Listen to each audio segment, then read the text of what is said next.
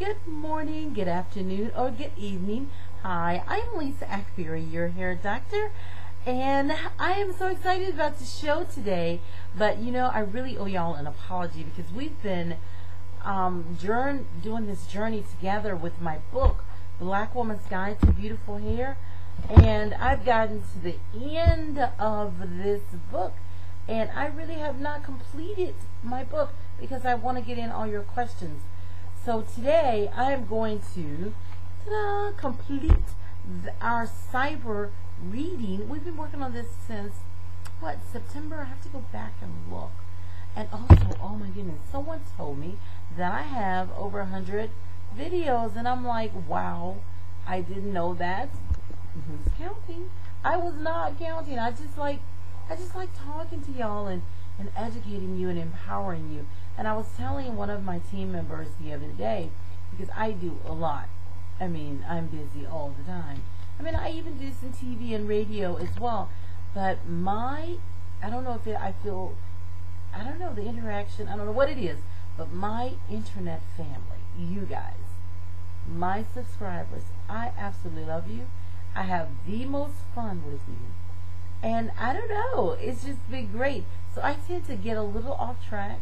We talk about hair and, which is what I'm here for, but I just kind of get off track. But I just want you to know I love you. But today, I am going to complete this book, the book, Black Woman's Guide to Beautiful Hair at Any Age. And then I'm going to just go on a series of questions, just Q&A videos. I've got a lot of questions. I have, oh my goodness, so many in my email box. And I'm going to start sending emails saying, hey, see me on YouTube to get the answers. So tell your friends, and we're just going to get through this. Because natural hair, I love my natural hair. I said I wasn't going to touch my hair today. I said I'm not going to do it. But when I look at my hair and I turn it this way, see how puffy that is? And see how small that is? So I'm just going to do this one thing, and then I'm going to leave it alone. So puff. Okay. Okay, and I'm going to get through this, and then we're going to just start questions, because natural hair is beautiful.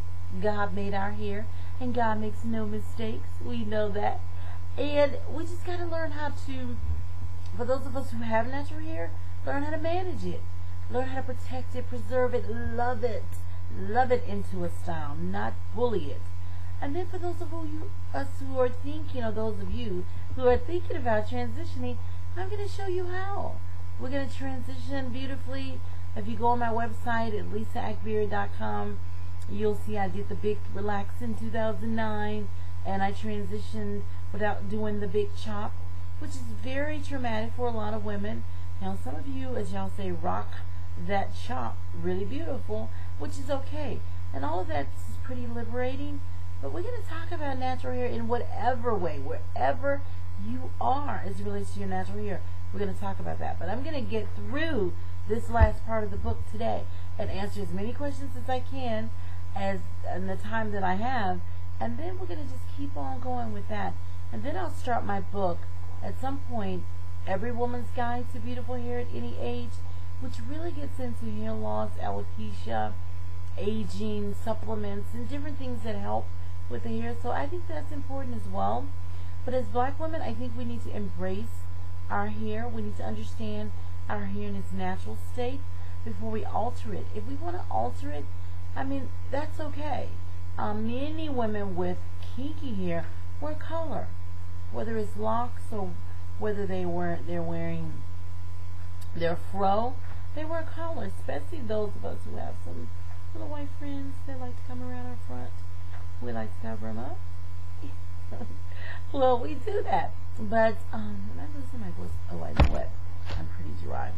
And I've got bottled water. Usually I bring my filtered water.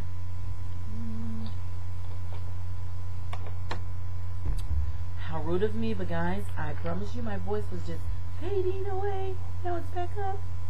Okay. Alright, because my plan was to just throw that back before I started, and I forgot. I got distracted. The last time we read was the 21st of June, and it's like almost a month ago. Shame on me. But I've been answering questions, and I love it. Okay, so let's go on.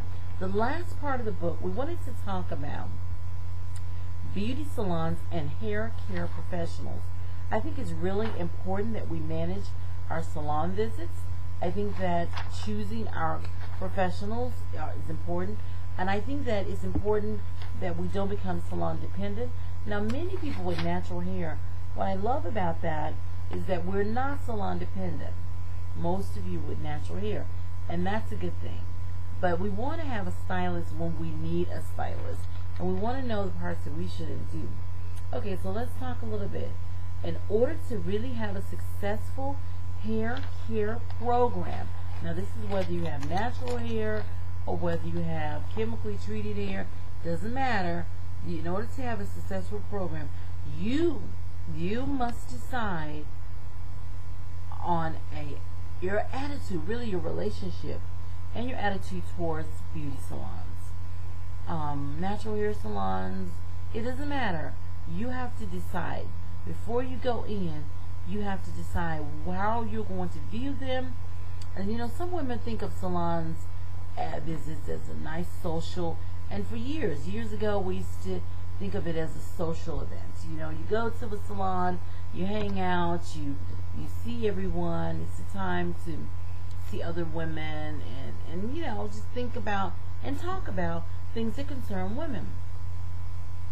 While others think of a beauty salon, or thought of it even then, as a dreaded nightmare because of how long they stayed, we also look at salons now as just a way to get our hair done because we're in a hurry.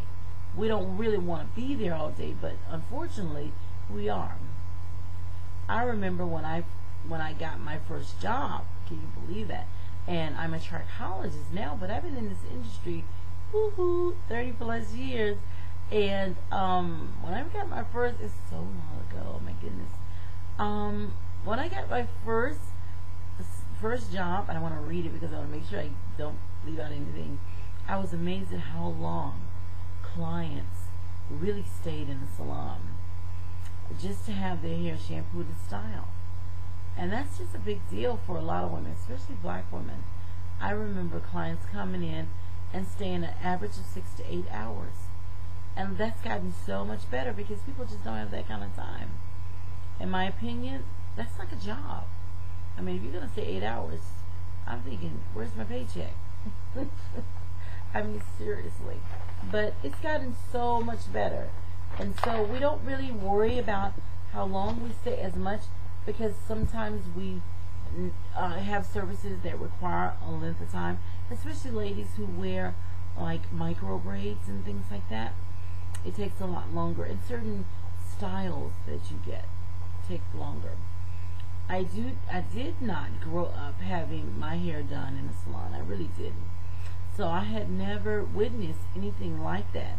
When I saw all of that, I thought, how could anyone just sit there and wait that long and then still pay for the service? That's really my thoughts on that at the time. It was not as if they were even being worked on the whole time, and that's the problem. So we want to talk about that relationship and how you manage salons. Let me give you an example of something I saw. I saw one client with an appointment at 9. She walks in on time because a lot of clients are on time. Everybody says their good mornings. By 10, she's still sitting. By 11, she's still sitting. No one has come up and said anything to her. It was as if she expected to wait. Just kind of came in, sat down, and then when the client was just about to walk out, because she at that point she'd gotten like, okay, someone came and shampooed her hair and got her hair wet. Well, after that, an additional 4 hours I think she spent in the salon. She came out with a beautiful hairstyle, and the client seemed to be pleased. And I think she just didn't deal with it anymore. She didn't worry about it. And I'm going to read what I remember seeing. It says, she came out with a beautiful style and a client who seemed to be pleased, but how could she be? Sometimes as I worked, I would watch the faces of clients. Some would clearly be very upset and would seem not to and some would seem not to care, as if they had expected to be there all day. Many would bring snacks, paperwork, laptops. At that time it wasn't in laptops, but they brought just a pack of lunch. They knew they were going to be there. An inconsiderate stylist I once knew might set up an appointment for 9, and she would waltz in there until about 10, then leave her client on the dryer for an hour or two while she went to the mall to shop. To add insult to injury, she would return and make the poor client wait some more as she showed somebody what she had purchased at the mall. Ridiculous. I would never go in there again. This is old school. This is stuff that happened years ago. I wonder if that's still happening. I hope not. We have a salon in our facility, and we really work on it. I ask for reports because I own the building, and I ask for reports still on how they're doing in the salon. It's very, very important. I know what you're thinking, that it's no way on God's green earth that you would ever experience anything like that. But I've interviewed many women in the past, and they have similar stories. And such behavior firsthand because it happens to them. They have stories firsthand because it did happen to them. You must be assertive, and we've talked about being assertive, and stay in control of your salon visits, because basically you're trying to build a relationship with your stylist, and you really want them to respect you as you respect them. Many women choose to go into a salon every week, especially women with relaxed hair. Women choose bi-weekly. You have to have a good program at home to follow if you're going to choose bi-weekly. Let's see. Because look, I know that you enjoy having someone to shampoo your hair. I think that's really great and okay. But let's talk about how you're going to manage and you enjoy this style as well. Let's talk about how you're going to manage your salon visits. First, you must decide if and when you need a salon visit. And as I said, as we grow natural, many cases we feel like we can do a lot of this on our own. Let your stylist know your time is important. You have to speak up. And again, this happens more for women who go to salon on a regular basis. You should be understanding of some way, but all things considered, she must be concerned about your time and how valuable your time is. First, this is what you want to do. Be on time for your appointments. And I'm not talking about I have something I call on-time tardy. And I tell my employees, I heard someone say that years ago and I started using it. But anyways, on-time tardy means you're right there. If you have a 9 o'clock, you're there at 9 o'clock. No, you want to be on time a few minutes early so that you're there, and when they're ready for you, you're ready at 9. So you're 5 minutes till, you're comfortable, your purse is there, you've gone to the restroom, anything you want to do, you've done it. So 5 to 10 minutes beforehand, just tell them you're a few minutes early, but you want to be ready at 9. And you say that, you stay assertive, so that they know your time is valuable. This is an on-time person, I must respect that person. If for any reason you will be late, call and ask if you need to reschedule. In consideration, don't just come in there 10 or 15 minutes after, as if you're on time, and as if you're thinking, well, I'm going to have to wait anyway. No, if you want respect and you want people to treat you a certain way, you be the person that starts the respectful relationship. Always give 24-hour notice or better yet, really 48 hours notice if you're going to miss an appointment, unless it's an emergency. And even send an apology card in the mail, or even offer to pay for the missed service. Because these stylists work on commission, or some of them work to a point where they miss that. So they could give that appointment away to someone else. So be careful with that. Behaving according to the above list will communicate to your stylist of your actions and that you are a considerate person, and you won't tolerate her being inconsiderate with you. She will label you as this is someone that's on time. She's pays for her appointments, and she'll just treat you different. I can assure you. Just try it. Now let's talk a little bit about salon dependency. Those of you who say, I have had patients to come into my institute and had analysis with lots of problems, and one of the reasons I believe is because they were salon dependent. They'll say things like, well, I don't do anything to my hair, so my hair problems must have come from her. Well, sometimes it comes because you're so salon dependent and that you're not doing anything. It should be now, and it always will be your choice on how often you go to the salon. I'm not saying you shouldn't. I think you should have that relationship with the stylist for many reasons, but you should never become salon dependent. Okay, let's see. You have to learn how to take care of your hair between salon visits. You have to. You will have a newfound sense of freedom. Like those of us who are rocking the natural, many words. You tend to do a lot of stuff on your own, and you feel free. You feel free with the natural hair, but you also feel free just because you're able to get up and decide, okay, today I'm going to do my hair, and this is what I'm going to do to it. And I know we have a whole generation of people who think this is crazy, but there's still a lot of women out there who are very salon dependent. Become educated on your hair and scalp. Understand how to protect and preserve your hair as you choose your hairstyles. Understand how to care for your scalp. Keep a clean, acidic, stimulated, hydrated environment so there's no aging of the scalp problems occurring. And how to take care of your strand, deep conditioning, all of those things. You ask your stylist, and they'll help you. Go to a salon on an as-needed basis. If you have a relationship where you go every 2 weeks, great. Or once a week, great. Or once a month, great. But between those times, if you go swimming, you should know what to do. If you can work out, you should know what to do with your hair. You shouldn't just leave the sweat and chlorine and debris and barbecue smoke and all that stuff in your hair and scalp, and debris or smoke from a convention or wherever you've been.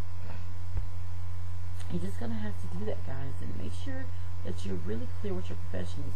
Now, how do we choose these professionals? Because a lot of people are really intimidated by their stylists. Your hair care professional, you have to keep this in mind now. Listen to me closely. Your hair care professional makes a living by services rendered. That means you have some power. Okay?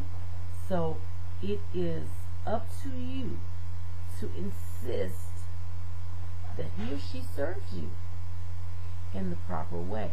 I'm not saying you should go in there and be arrogant. I'm saying that she should serve you, or he should serve you in the proper way because you're paying them. It's only fair. You may have more than one hair care professional. There are many licensed professionals with different expertise.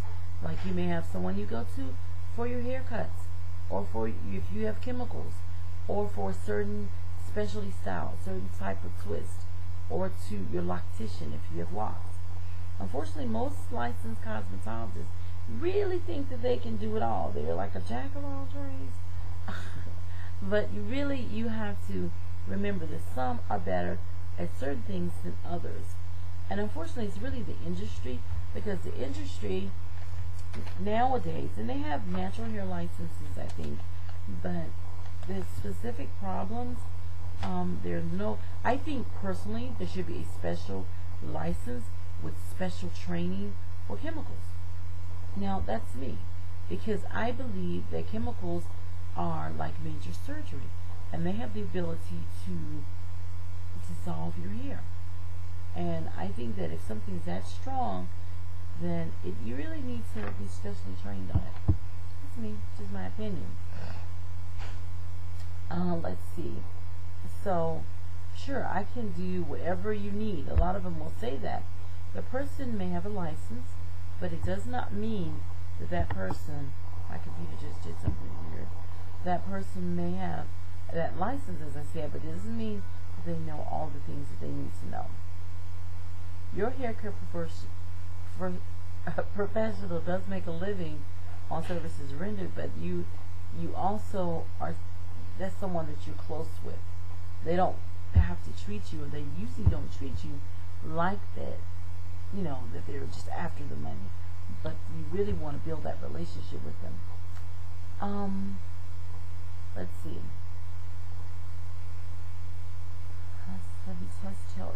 To tell you the truth, when I received my license and I was a cosmetologist, I'm not gonna tell you when, but a long time ago. Long time ago.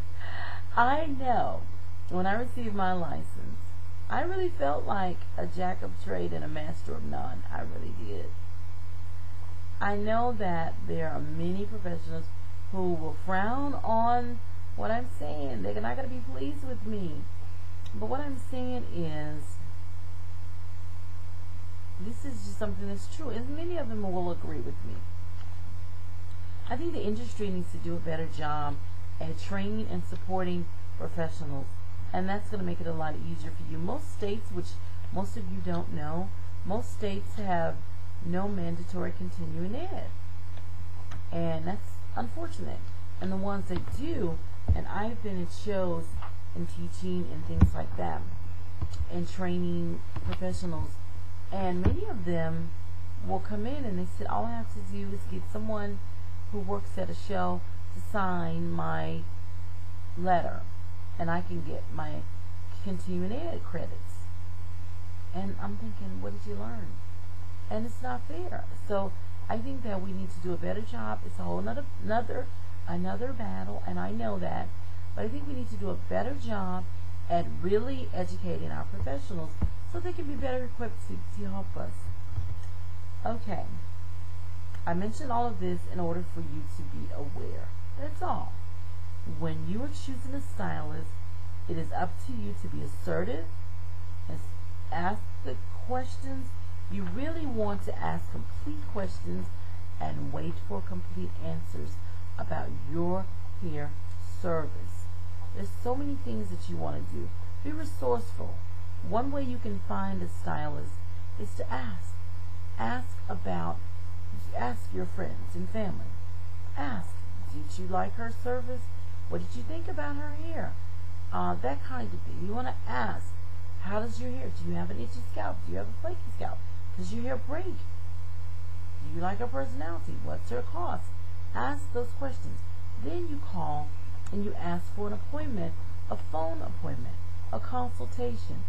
Stylists who want to gain and build a clientele will offer that time just to talk about your hair. You don't have to take an appointment where you sit down with them and do it, but you could take an appointment over the phone, and you can also be ready to pay for a sit-down appointment and let them know you're willing to do so because you want to make sure. So if you're really trying to build a relationship with someone, and I think it's important, I think you should do that. Let's talk about some ways you can be assertive when you're in the salon, okay? Here's what I call my 3 golden rules to keep in mind when you're visiting a salon. Never be passive. You know what that is while in a salon or when talking to a hair and scalp care professional. Never be passive. Never be aggressive, but always be assertive. Passive, never be passive. And that means you're not going to go in there and just not say anything. Well, really passive aggressive is worse. You don't say anything and you get out, girl, you wouldn't believe what she did, or you're mad and you're beating yourself up and you're all depressed and all that. Never be passive or passive aggressive. Never be aggressive. Don't get mad and angry and fuss at her or him. Just tell them. Be assertive. Assert yourself into the situation. Don't sit on the outside and look in like, hey, let me know when you finish with my head and give it to me. Don't do that. Okay. I know that this particular topic may not even get as many hits, but I think this is crucial. I'm hoping that you will see it and listen to it, and then you will tell your girlfriends about it. Because I think that it's really important that we stay assertive. I think a big problem that we have is we're just not assertive. And this is one of my longer ones, so I want to get through this last part before we run out of time. Be very aware of what's being done to and being used on your hair. and scalp. Ask questions. Never let anyone put a product on you without a label. Decide what you want from your hair care professional. Make a list of things that you will do and that you will not do. Choose things that you will accept and you will not accept. Let me give you an example. For if you're wearing natural hair, you need a professional who's educated on how to on the care and maintenance of natural hair. The same applies if you're wearing a relaxer or color or cut. The important thing is let your educated subconscious mind, we talked about that earlier in the book, be your guide. And then do your search. Okay, let's some of the things you will accept and will not accept. I will accept a true professional. I will not accept someone with an arrogant or careless attitude. Will not accept them. I will accept a clean salon. I will not accept a dirty salon. I will accept thorough shampooing. I will not accept an itchy, flaky scalp after a shampoo. I will accept proper conditioning. I will not accept too little conditioning. Glue and go. No. I will accept a clean neck rest, sanitized. I will not accept a dirty neck rest. I will accept clean towels after my hair has been rinsed, before my hair is shampooed after chemicals. I will not accept a wet soil towel. Very, very important. And those are things, and I think I've almost torn up the book. I will accept hair talk, limited casual conversation. I will not accept gossip and negative talk. I will accept relaxing music, not loud, harsh, or insulting music, unless that's what you want. My hair will be handled with care. My hair will not be combed, hard, and pulled. Chemicals done properly I will accept. Not overlap and overprocess and improperly applied chemicals. I won't accept that. I will accept my hairstyle with care. Not overheated, stressed out, damaged, pulled, and burned hair. I will accept a reasonable amount of dryer time. I will not accept excessive time under the dryer and dried out hair and scalp. I will accept timely services. I will not accept long waits before services and overbooking. I won't accept that. I will accept a reasonable amount of time in a salon. I will not accept 4, 5, and 6 hour salons and even 7-hour salon visits unless it's a style that requires that. I will accept someone educated about my hair needs. I will not accept someone who is not and does not specialize in my hair needs. I will accept someone who is willing to listen. I will not accept someone who ignores me and treats me as if I'm stupid. I will accept someone who cares, and I will not accept someone who is only interested in making money. Now you make your own list, and feel free to add to the list that I've given you things that you will accept and you will not accept. Even if it takes you some time and energy to locate the right salon and right hair care professional, it will be worth the investment. You know I love you. To God be the glory in Jesus. In conclusion, once you have completed and put together a program, a guide to beautiful hair, you will have a guide to beautiful hair once you complete it. All the things we've learned, and we're at the end of the book. We've learned all these things, and I think that, I'm pretty excited about it. And I really want you to know that there's detailed programs in this book, detailed instructions. If you don't have it, please go get it. Not just to make me the #1, even though, well, it's up here, the #1 hair care book on the market. I'm excited about that. But just so that you'll have what you need. I love you, friends, family. To God be the glory in Jesus. I'll see you next time right here, and we'll get some questions answered on Ask the Hair Doctor. Have a blessed, wonderful day, evening or night. Bye-bye.